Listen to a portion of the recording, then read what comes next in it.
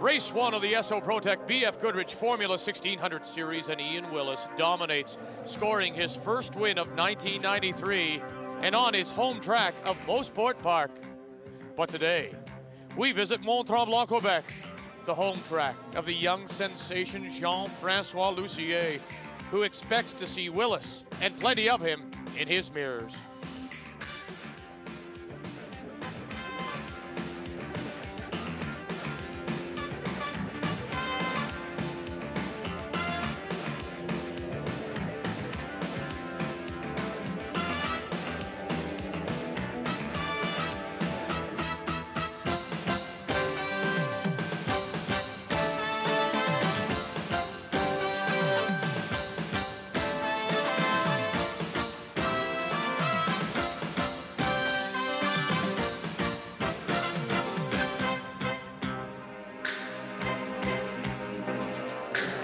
This is the Esso Protec BF Goodrich Formula 1600 Series on TSN.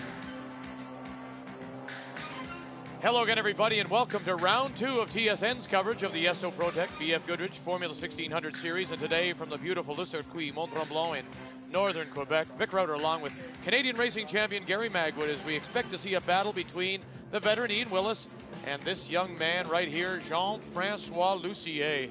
The 19-year-old who they call the Kid, and he has home track advantage as we take a look at the qualifying grid. And our fastest qualifier from Saint-Hyacinthe, Quebec, Jean-Francois Lussier. Sharing the front row is Bruno Bianchi, who finished third in our last race. He has plenty of laps here at Mont-Tremblant. Martin Roy has scored the third fastest time at 150.093. A big surprise has been the performance of Didier Schreinen, who will start fourth in only his 5th career race. It hasn't been a great weekend for Ian Willis, who blew an engine in practice. He'll start 5th. Remember, he won at Mosport. Another successful student of the school here at Mont-Tremblant will start 6th overall, Michel Provost. Rows 4 and 5 have some veterans in Muka and Roy, and younger drivers, Wester and Elchin. Rows 6 and 7, Verteber, Sauce, Scalzo, Murdoch. Rows 8 and 9, the series regulars, Pazinski, Valance, and Walter. Some of the older B-class cars fill out rows 10 and 11. Row 12, the Van Diemen of Gary Goyot. And row 14, the rookie Glenn Hoare. So there you have it, 30 cars. The Esso Protec BF Goodrich Series is brought to you by Imperial Oil and your Esso retailers. And by BF Goodrich, because no other tires will do.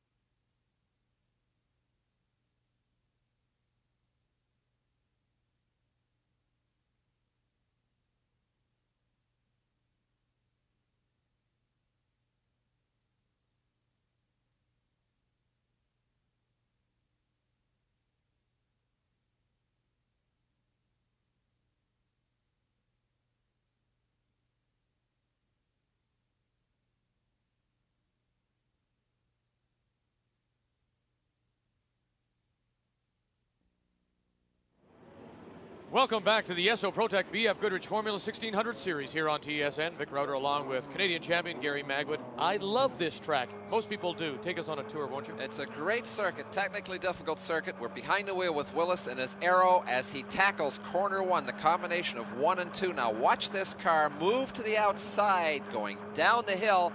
He's got to dab the brakes a tiny bit here to get the car stabilized, hard on the brakes, and swing right. Barely gets the car around the right-hander when it's into corner 5, the sharp left-hander. Moving to the outside of the track. Now the combination coming up now, the sweeping left-hander corner 6. Doesn't look like much of a corner, Vic, but here's the key. Where you place yourself here is critical as to how you get to corner 7. This is a toughie. There's a bump on the inside. You saw the car bounce. Car moves to the outside. Very fast, very tricky corner. Down into 8 now. This corner leads you onto the back straight. How you get in and out of here determines how quickly you're going to travel down the back. And this is where a lot of passing will be done, as you can appreciate, as the cars will draft slipstream down this back straight. Little rise. So as he shifts gears, he's going up. He comes up to the top gear, 4th now, and starts to move down the hill into corner 10. Coming up into 10, he climbs on the brakes really hard. Quick downshift to 3rd, sweeps through corner 10. Quite a quick corner, but he's got to get set for the gulch, as they call it. Moving to the outside of the track, and the tricky part here is to get set for the bridge turn. You've got to be in really, really tight, because as you come out, you've got the little kink that lines you up for Nameros, and a tremendous amount of passing done down at Nameros as he's back up into 4th gear, going flat out, hard on the brakes. Down, 1, 2.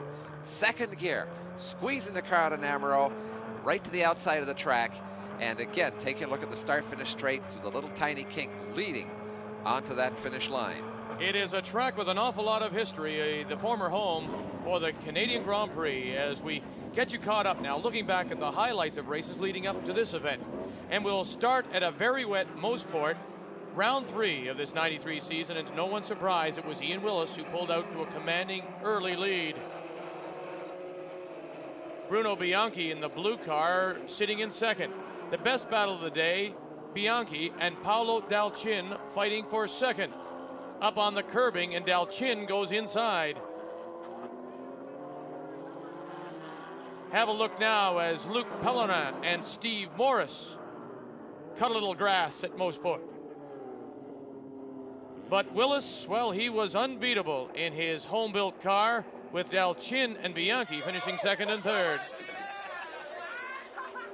Then it was on to the very tight street circuit of Halifax, race 4, as Willis continued to dominate, capturing the pole. But I tell you what, there may be no wilder start in all of racing than that first corner at Halifax. Ian quickly jumped into the lead, passing the number 7 of Martin Roy, followed quickly by the 32 of Jean-Francois Lussier. But then Willis makes a rare mistake, spinning the Aero, giving Lussier the lead and his first ever win. And so, Gary, this brings us to Mont-Tremblant, Le Circuit. We're all set. The field is ready. Lussier is on the left. Bianchi is on the right, and we'll watch for Willis. Green light. Willis, abysmal start. I don't know what happened to him. Lussier, Bianchi, and he's well back, so he's got his work cut out for him. Not the start you'd expect from Ian Willis, who currently sits in 4th spot, and you would expect him to jump up a couple of spots.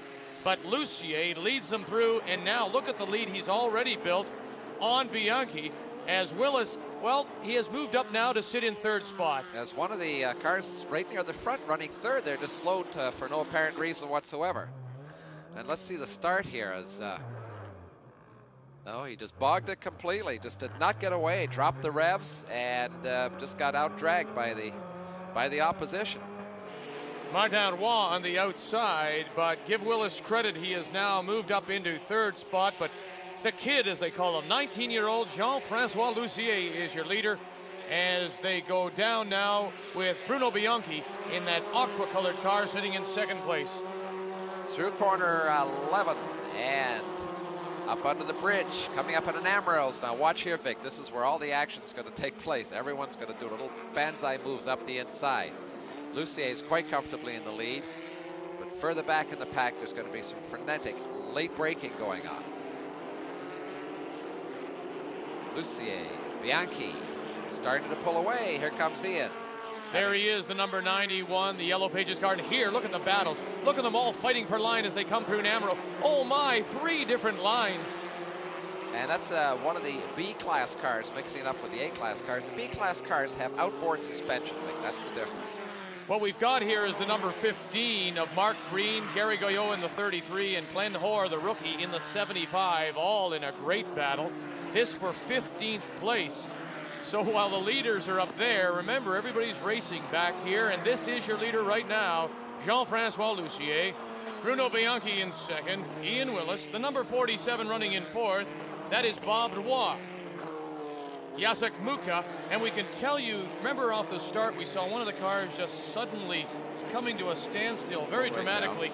That was the number 94 of Didier Skreinen, who was up and qualified fourth in only his 5th race, but mechanics got him. They sure did, as we watch the leaders heading down into corner 10. Then it's corner 11 up under the bridge, getting set for Namros. Jacek Mucha has been around for a long time, still does a tremendous job, and never discount him. He's running in about 4th. Jacek Mucha, who has also raced in the U.S., goes down and races in their Formula 2000 series, does he not? Does he not compete in that? He does for sure, the USAC 2000 series.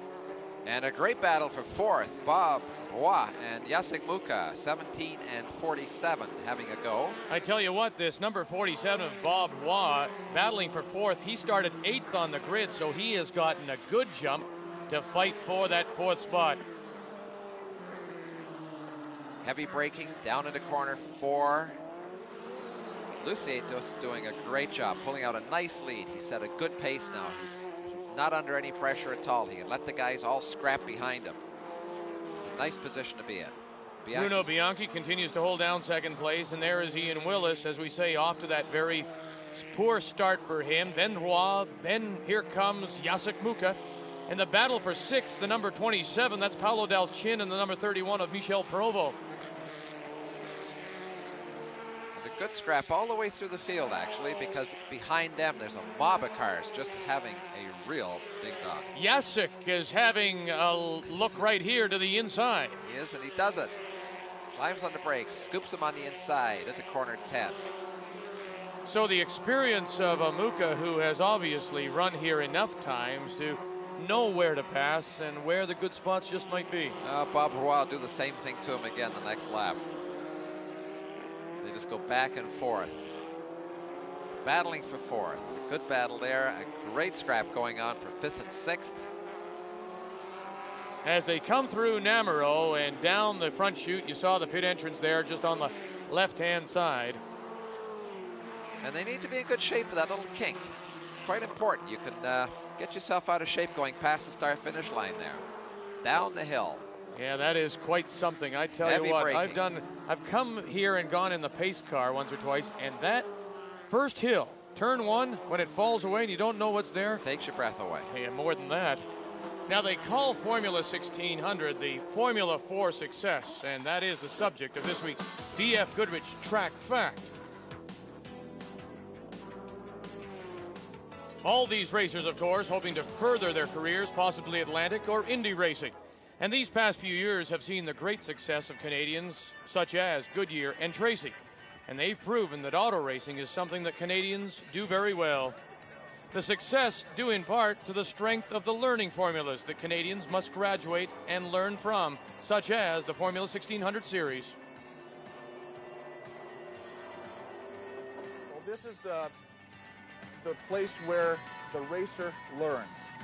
The SO ProTech series is the initial step that the professional racer can take, and he can grow, he can become better, and then he can move on to greater and glorious things. It helps us with our product, it helps us promote our product, it helps the racer develop. It's important that the sponsor's product and their interests be looked after properly, and that's where this series has been very, very good to me. It's given me a lot of experience in dealing with the media, it's given me a lot of experience in handling our sponsors and looking after their interests and making sure that they're properly represented and professionally represented. You only have to look at some of the series' successes to know that it works. Drivers such as Walter Kohler and Greg Pootmans, who have both made an easy transition to the much faster Atlantic cars, while Greg Moore now races Indy Lights. You know, I think of racing sort of as a pyramid. You know, the go-karting is sort of the bottom level, and then there's 1600, and you just work your way up, and then Indy cars and Formula One are sort of the top of the pyramid. You know, there's a lot of really good drivers in 1600, but you know, there's also a lot of guys who are just doing it for club racing and for fun. But once you get to Indy Lights and Indy cars, I think everyone here has got a goal to be an Indy car or Formula One. So, you know, everyone's given 100%, and they definitely have the equipment to do it. And one of the current stars of the Esso Protec BF Goodrich Formula 1600 Series, Jean-Francois Lussier, has already been seen at Atlantic events, hoping to step up soon, and was very successful in an Atlantic test for David White, who ran Kenny Wilden's 93 Atlantic Series. So just as Goodyear and Tracy started their careers in Formula 1600, we may indeed see a Lussier or a Dal Chin be the next graduates to make Indianapolis, as we look at the battle for fifth now between the number 27 Dal Chin and the 31 Michel Provost. Second place, Bianchi. Third place, Ian Willis in his Aero. And then comes the battle that we've been watching, Muka, and then the battle between Dal Chin and Provost. And you know, the intensity doesn't matter where you are on the track. These guys race with tremendous intensity because this is where they learn their craft and they take it on to the professional ranks. Jean-Francois Lussier continues to lead the pole sitter here at Mont Tremblant, followed by Bianchi, Willis, Muka, and Dal Chin. As we run through the top 10 through Verteber and Alan Scalzo.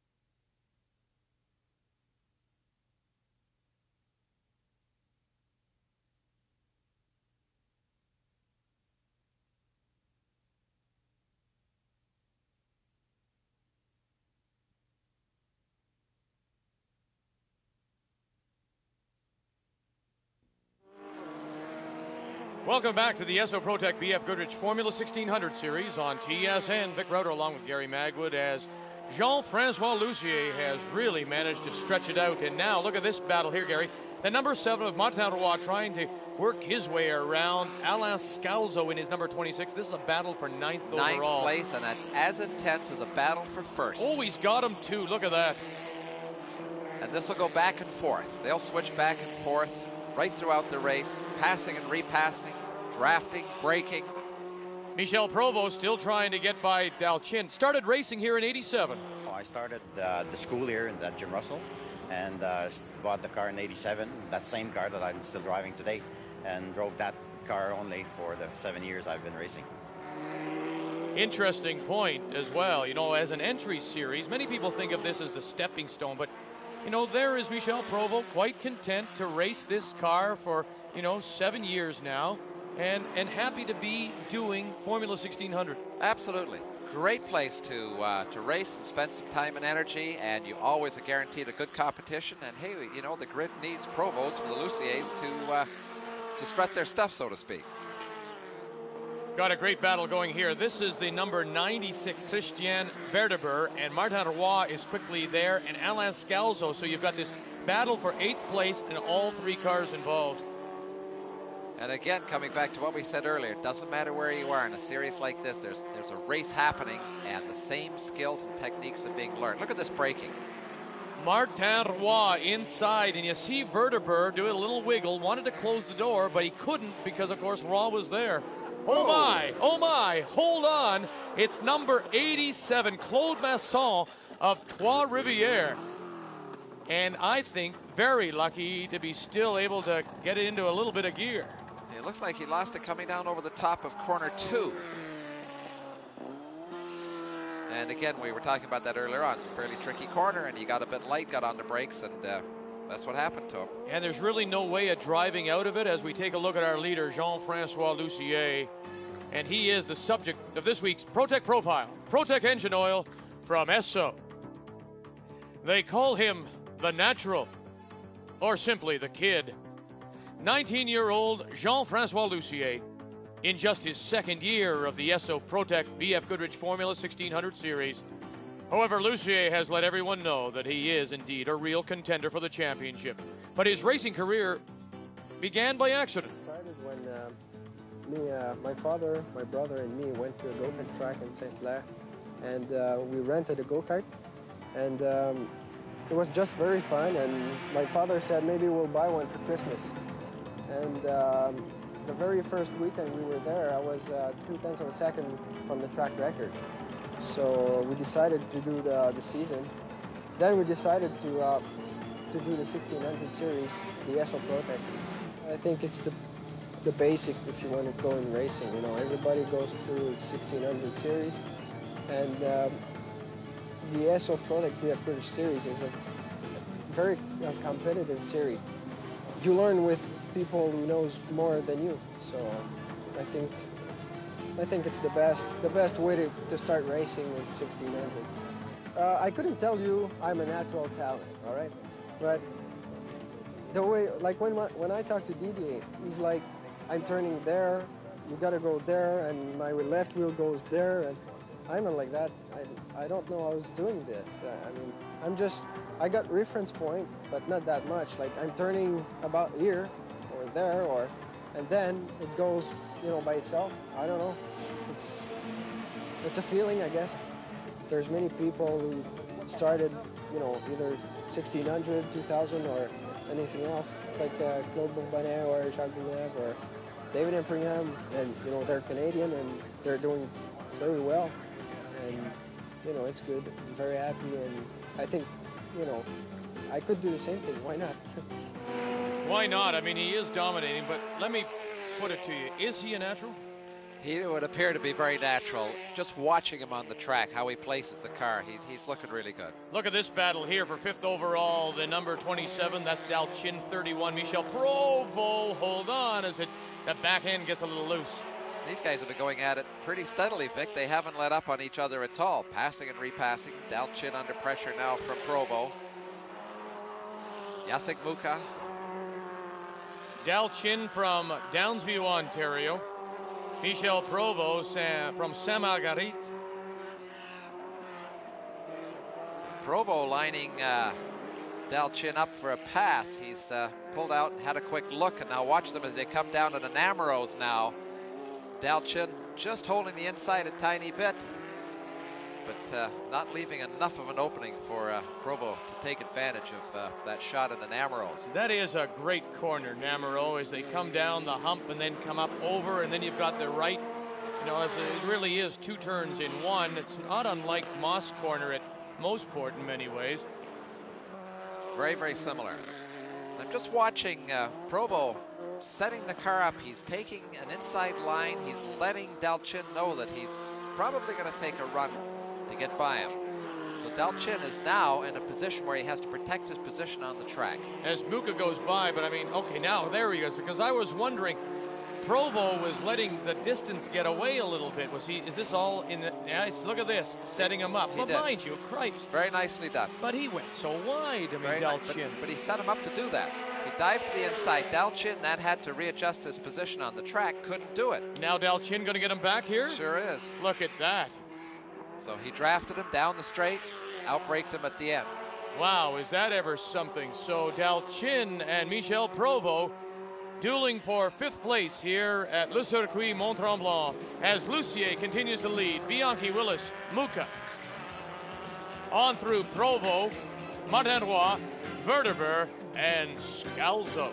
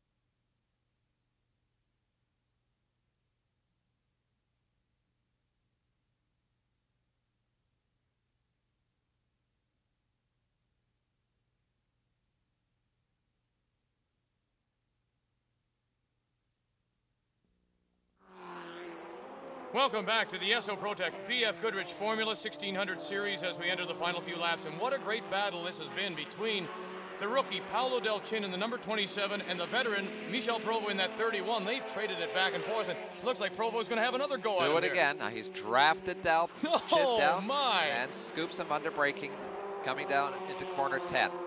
And they're just going to go back and forth like this. The opportunity is there now for Del Chin to trade the favor. Last lap board is out. The sign is out for Jean-Francois Lussier, the pole setter, who looks like he's on his way to what is an easy win here at Mont Tremblant. No pressure at all. Nice job. Got a good battle here too, Gary. This is the battle for 7th, number 66. That's Steve Wester from right here at Mont Tremblant, and from Montreal, the number 7 of Martin Roy. Still battling, down over the top, not giving up. We're right at the end of the race, and look at this. No let up at all. Whoa, no let up at all. Setting him up for the pass. Don't forget they're racing for an overall season championship, so every placing is worth points to these drivers. And Wester using up as much racetrack as he can, hoping to keep Roy behind him. Marshall was thinking about the blue flag, it looked likely, but he didn't bring it out. He probably knows that Wester realizes what's happening behind him. There's your leader, Jean-Francois Lussier. You thought Robert Redford was the natural? No, Lussier is the natural when it comes to automobile racing. Through Namuro for the final time, the pole sitter. Nicely done. I'm really impressed. He put a very smooth drive together and no mistakes at all lapping. Gets the checker. Well done. Indeed, for the 19-year-old Jean-Francois Lussier, the winner here at Mont Tremblant. But there are still battles, and this is a good one. This is Wester and Martin Roy. One more time for Roy.